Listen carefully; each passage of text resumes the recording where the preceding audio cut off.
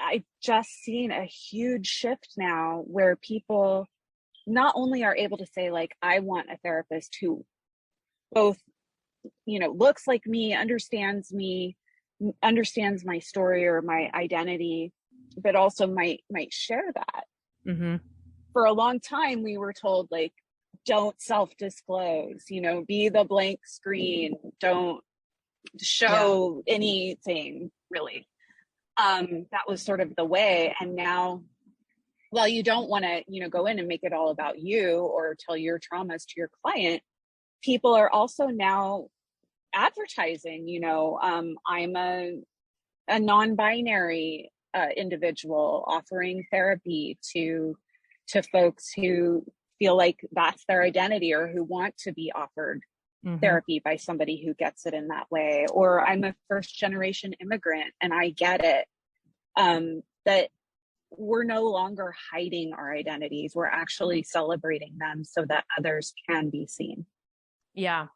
Yeah. So let's go back to the book. I want to talk to you about just as we wrap up here, coming to the end of our time, unfortunately, but what did you learn about yourself during the creation process of your book and bringing it to life?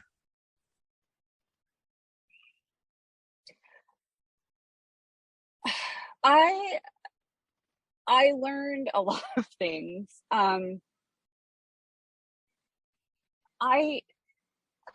So many things. I think I learned about the importance of community and like support. And I say that, and what I'm really talking about is like the writing community that I became a part of, and the support. I was in a memoir writing group, and for years we were all working on manuscripts and sharing these deeply vulnerable parts of our stories and ourselves with each other.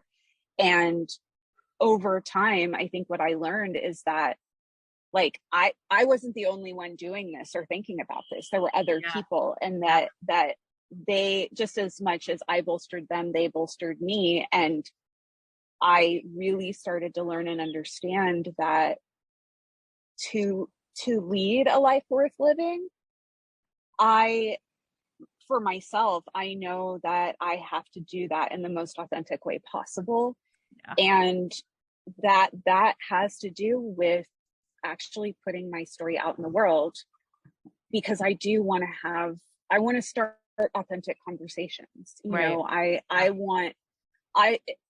They say, like in a new therapy group, the way to deepen connection is for one person to be vulnerable. And then that shows the rest of the group, like, oh, they did it, I can do it too. Like, I'm not the only one feeling that. She just said it. Right. So that maybe it's kind of like that, it's like we're in this bigger group of humanity, and I'm like, okay, I'm gonna be the one among others of us who've written memoirs. I'm gonna do that. I'm gonna put myself out there and say, it's okay. Like, you're seen, and you matter just as you are, and you are acceptable just as you are. And fighting against that really doesn't get us anywhere but more deeply depressed or just numbed out or separated from ourselves. Yeah. And that separation is, that's something I lived a long time in, that feeling of alone. I talked about on the show, I used to not even be able to say the word alone because it brought up so much emotion for me, because I was feeling so separate.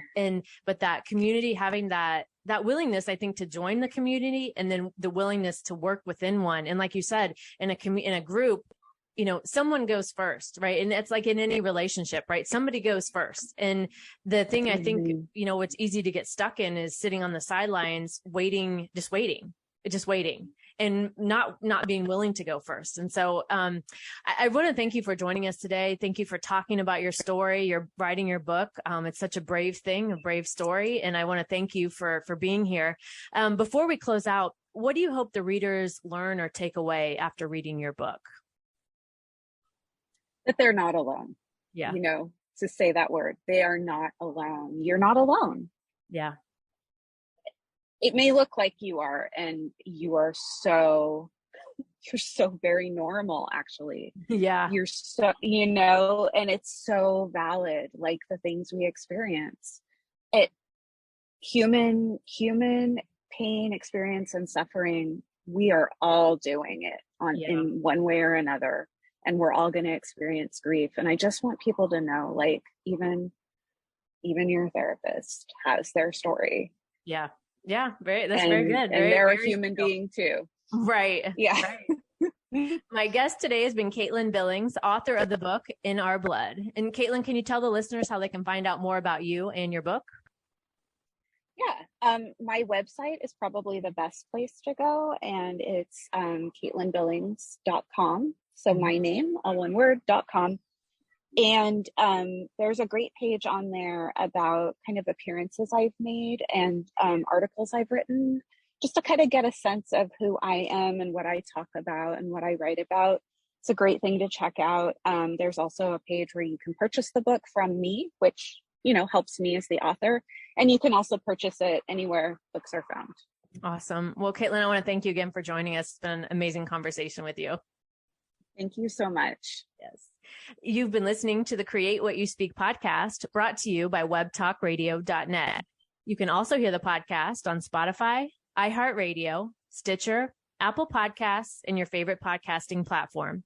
I'm Sloan Fremont, and I hope you'll join me for the next episode of the Create What You Speak podcast, where we will continue to free our minds, expand our consciousness, and untangle those thoughts and patterns that keep us from living the life we desire. Check out my website, sloanfremont.com, to learn more.